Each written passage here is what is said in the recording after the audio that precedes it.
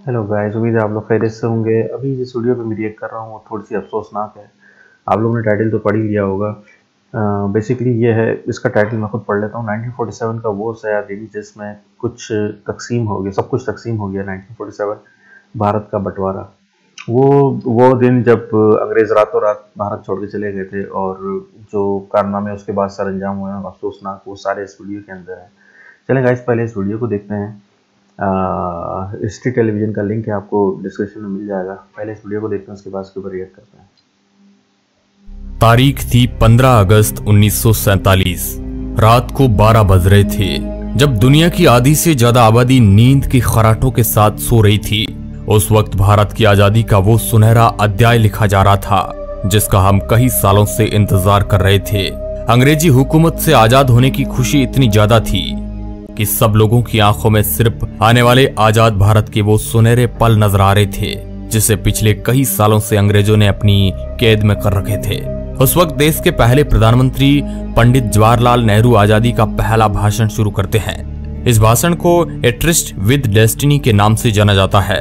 उनके स्पीच की शुरुआत इन लाइनों से शुरू होती है, हमने नियति को मिलने का एक वचन दिया था और अब समय आ गया है कि हम अपने वचन को निभाएं।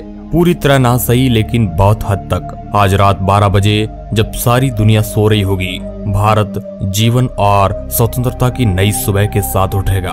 आखिरकार अंग्रेजी जकड़न की वो काली रात खत्म हुई और सूरज की पहली किरण के साथ आजादी की वह सुनहरी सुबह हुई।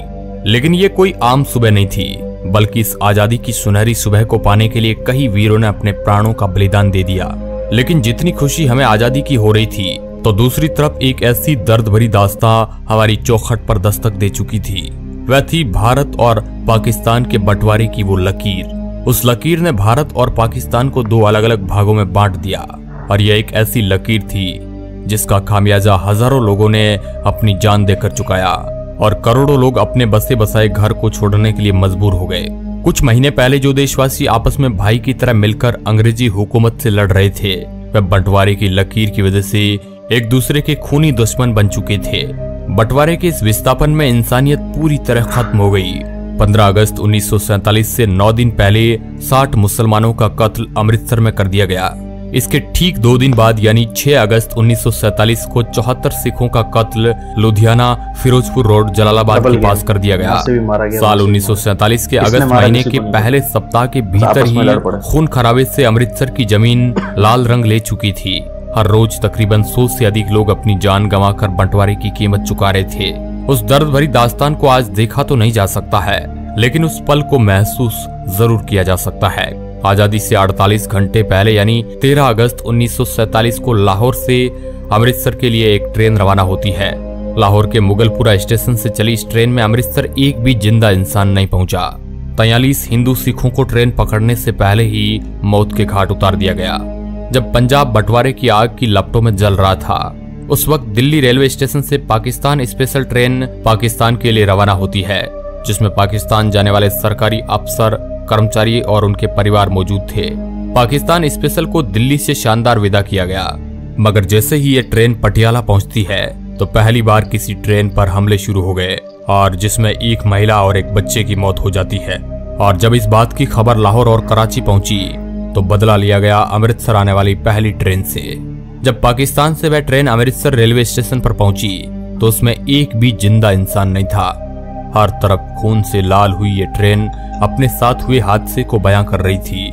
जहां भी नजर जाए वहां लाशों का ढेर लगा हुआ था। किसी के हाथ कटा हुआ था तो किसी के सिर। इन बेकसूर लोगों के खून से रंगी ट्रेन ये बताने के लिए काफी थी कि बंटवारा कितना दर्दनाक था। 15 अगस्त की शाम पाकिस्तान से जो ट्रेन आई अमृतसर के रेलवे स्टेशन पर, उस ट्रेन के अंदर सिर्फ और सिर्फ लाशें ही लाशें मौजूद थी, और ट्रेन के आखिरी डिब्बे पर जो लिखा था उसे सब लोग देखकर हैरान रह गए। उस ट्रेन के आखिरी डिब्बे पर एक पर्चा छिपा था जिस पर लिखा था, पटेल और नेहरू के लिए आजादी का ये तोहफा है। इसके बाद दोनों तरफ से आने वाली ट्रेनों में लोगों को मारा जाने लगा, जिसमें कई बेकसूर लोग बलि चढ़ गए। हजारों लोगों को रातों रात अपना घर बार छोड़कर भारत की ओर पलायन करना पड़ा, जबकि भारत से भी कई हजारों लोगों को यहाँ से अपना घर बार छोड़कर पाकिस्तान की तरफ जाना पड़ा। कई बहन बेटियों की इज्जत लूट ली गई। सरहदों को आपस में जोड़ने वाली रेलगाड़ियां हजारों लोगों के लिए जिंदा ताबूत बन गई। ये बंटवारा इंसानी इतिहास का बहुत ही काला अध्याय माना जाता है, जिसके बारे में आज भी सुनते हैं तो शरीर में एक अलग प्रकार की सिहरन पैदा हो जाती है। भारत और पाकिस्तान का बंटवारा करने में मोहम्मद अली जिन्ना का सबसे बड़ा रोल था। अगर मोहम्मद अली जिन्ना राजनीति में नहीं होते तो शायद कोई समझौता हो जाता और आज का पाकिस्तान नहीं होता। मोहम्मद अली जिन्ना भारत के पहले प्रधानमंत्री बनना चाहते थे। फिर जिन्ना को यह लगा कि मैं पूरे भारत का प्रधानमंत्री तो नहीं बन सकता हूँ, लेकिन पाकिस्तान का जरूर। और फिर वही कुछ ऐसा ही हुआ। 3 जून 1947 ये वही तारीख है जिस दिन भारत को आजाद करने की तारीख को तय किया गया और मोहम्मद अली जिन्ना के पाकिस्तान को अलग करने की भी जिद पूरी हो गई। इस दिन 15 अगस्त 1947 तारीख को तय किया था। दिन बचे थे 73। इन 73 दिनों में जमीन का बंटवारा, लोगों का बंटवारा, भारत में जमा रुपयों का बंटवारा, इसके साथ ही रिजर्व बैंक के खजाने में पड़ी सोने की ईंटें, सब कुछ बांट देना था, जो कि इतना भी आसान नहीं था। बंटवारे का यह काम 2 अनुभवी अधिकारियों के हवाले किया गया। इनका नाम था HM पटेल और दूसरे थे चौधरी मोहम्मद अली। ये दोनों लोग बंटवारे में महत्वपूर्ण भूमिका अदा कर रहे थे। इनके नीचे भी कई छोटे मोटे अधिकारी काम कर रहे थे, जो अलग अलग एरिया से रिपोर्ट बनाकर इनके पास भेज रहे थे। इन्हीं रिपोर्ट के आधार पर ये दोनों अधिकारी बंटवारे की सिफारिश तैयार करते थे, जिन्हें आगे विभाजन परिषद के पास भेजा जाता था, जिसके अध्यक्ष थे खुद लॉर्ड माउंटबेटन। पैसों का बंटवारा कुछ इस तरह हुआ कि भारत की बैंकों में पड़ा पैसा, अंग्रेजों से मिलने वाले पैसे में से 17.5% हिस्सा पाकिस्तान को दिया जाएगा और इसके बदले पाकिस्तान भारत के ऋण का 17.5% हिस्सा चुकाएगा। इसके अलावा भारत के सरकारी दफ्तरों में पड़ी चल संपत्ति का 80% हिस्सा भारत के लिए और 20% हिस्सा पाकिस्तान के लिए तय किया गया। फिर इन दफ्तरों में पड़ी हर उस चीज का बंटवारा किया गया। मेज, कुर्सियां और टाइपराइटर तक की गिनती करके भारत पाकिस्तान में बांट दिया गया। इन सब चीजों को आपस में बांटने के लिए कई जगह लड़ाई तक हुई। इसके अलावा भारत की लाइब्रेरी में पड़ी पुस्तकों को लेकर भी इन दो मुल्कों के बीच पेच फंस गया। इंसाइक्लोपीडिया ब्रिटानिका को इस तरह भारत और पाकिस्तान में बांटा गया कि पहला खंड भारत को दिया गया, फिर दूसरा खंड पाकिस्तान को। इस तरह आपस में बांटा गया। यहाँ तक कि लाइब्रेरी में पड़े शब्दकोश भी आधा आधा फाड़कर भारत पाकिस्तान में बांट दिया गया। एक एक करके सभी चीजों को भारत और पाकिस्तान में बांट दिया गया, लेकिन भारत के गुप्तचर विभाग को पाकिस्तान के साथ साझा नहीं किया गया।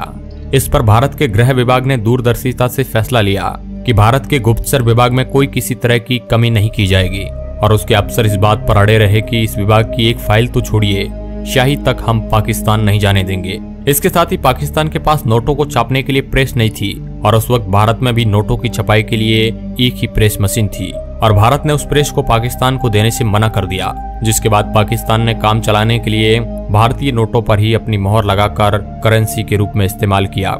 इसके अलावा एक बंटवारा और अहम था, वह था भारतीय सेना का, जिसमें हिंदू, मुस्लिम, सिख सब थे। भारतीय सेना के 2/3 सैनिक भारत के हिस्से में आने थे और 1/3 सैनिक पाकिस्तान के हिस्से में। बाकी चीजों की तरह इन वीर योद्धाओं का भी बंटवारा तय था। दोस्तों, ये बंटवारा बेहद दर्द भरी कहानी लेकर आया था।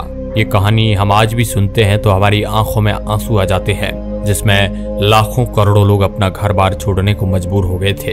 अब दोस्तों, इसके बारे में आप क्या सोचते हैं? क्या यह बंटवारा सही था या गलत? अपनी प्रतिक्रिया हमें कमेंट के माध्यम से जरूर बताएं और इस तरह के इंटरेस्टिंग वीडियो देखने के लिए आप हमारे चैनल को सब्सक्राइब कर सकते हैं। धन्यवाद। बंटवारा सही था या गलत? ये बिल्कुल ऐसी है कि अभी हम पाकिस्तान का या इंडिया का एक और बंटवारा करके देख लें तो कैसा महसूस होगा, सही महसूस होगा या गलत महसूस होगा? तो बिल्कुल आप सब जानते हैं क्या था, कैसा था। द थिंग इज कि आप ये देखें कि दोनों साइडों पे आग लगी और किसी ने नहीं देखा कि कौन लगा रहा है, क्या हो रहा है, क्या नहीं हो रहा। किसी को भी किसी से लड़वा दिया। यहाँ पे 1000 साल से एक दूसरे के साथ रहने वाले हिंदू, मुसलमान, सिख और जितनी बहुत सारी कौमें सब एक साथ रहे और आराम से रहे, कोई मसला नहीं हुआ। अचानक इतना बड़ा मसला हुआ कि एक दूसरे खून के प्यासे हो गए। एक रात के अंदर ये एक दूसरे खून के प्यासे हो गए। छोटे मोटे फड्डे तो पहले ही चल रहे थे, कोशिशें की जा रही थी वहां से भी यहाँ से भी कि दोनों साइडों से एक ही खेल खेला जा रहा था। तो एक ही आदमी खेल रहा होगा, बात सारी है। तो ये सारा खेल होता चला गया, लेकिन जब वक्त आया कि ब्रिटिश एम्पायर जिसने हमारे ऊपर 200 साल हुकूमत की और जब वो कमज़ोर हो गया तो हमने कहा जाओ, हमने इसको जाने दिया। और जिस तरह की हुक्मरानी उसने की वो सब जानते हैं, सबने देखा है कि क्या क्या हाल किया है। तो जब वक्त आया तो उनको हमने कहा जाओ और आपस में एक दूसरे को लड़ने लगे। वो लोग गए और 200 साल तो डिक्टेटरशिप की, जाते जाते वो डेमोक्रेसी देके चले गए। तो ये तो सीन है भाई कि इसके बारे में क्या कहा जाएगा। लेकिन एक बड़ी अजीब सा सवाल यहाँ पे पैदा ये होता है कि बंटवारा तो, क्योंकि ये नरम दल था जिसने सारा काम किया, क्योंकि सुभाष चंद्र बोस जी तो शहीद हो चुके थे पहले, तो उसके बाद ये अब जो कुछ भी था नरम दल के हाथ में था, और नरम दल यही कहता था कि नॉन वायलेंस तरीके से होगा जो भी होगा। इसलिए सुभाष चंद्र बोस का रास्ता नहीं अपनाया था कि वायलेंस नहीं चाहिए, बगैर वायलेंस के होना चाहिए। आप मुझे बताएं कि ये वायलेंस था कि बगैर वायलेंस के हुआ ये सब कुछ, जो कुछ भी हुआ। तो ये सवाल एक बनता है, ये क्या था फिर? ये सवाल बनता है उस वक्त के नरम दल के सारे लीडरों से, चाहे वो मुसलमानों के लीडर हो, चाहे वो हिंदुओं के लीडर हो, चाहे वो सिखों के किसी के भी लीडर हो। लेकिन जब वो वायलेंस नहीं होना था तो फिर इस चीज़ को क्या कहेंगे, ये वायलेंस है या नॉन वायलेंस है? खैर गाइस, अपना ख्याल रखिएगा, लाइक एंड सब्सक्राइब जरूर कर दिएगा, कमेंट में ज़रूर कुछ ना कुछ लिखिएगा, कुछ समझ में आप लोगों को आता है तो। चलें, टेक केयर।